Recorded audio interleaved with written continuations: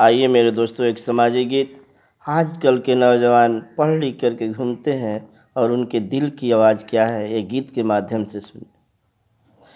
अरे माया मोह मतलब के चलते, माया मोह मतलब के चलते जिंदगी भइल दुश्वार हो।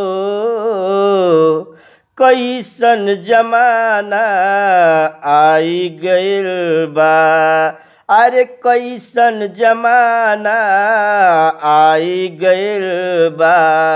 घूमतार भैया जवान हो मोर भैया, घूमतार भैया जवान हो।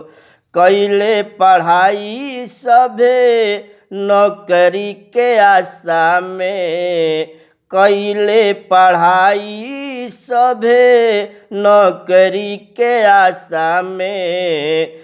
भइले लाचार घूमे निपढ़न के दासा में, कैले लाचार घूमे निपढ़न के दासा में।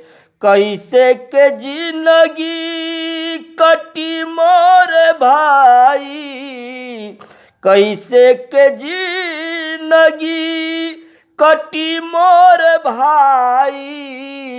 आफत में बाड़े परान हो,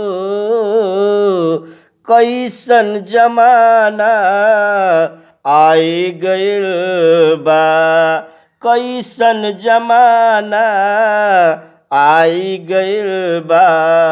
घूमतार भैया जवान हो मोर भैया, घूमतार भैया जवान हो।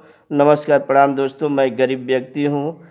हमारे गीतों को सुने, अच्छा लगा तो सब्सक्राइब और लाइक करें और ज़्यादा से ज़्यादा शेयर करें और हमारा पूरा गीत सुनने के लिए यूट्यूब चैनल पर जाएं। नमस्कार, धन्यवाद।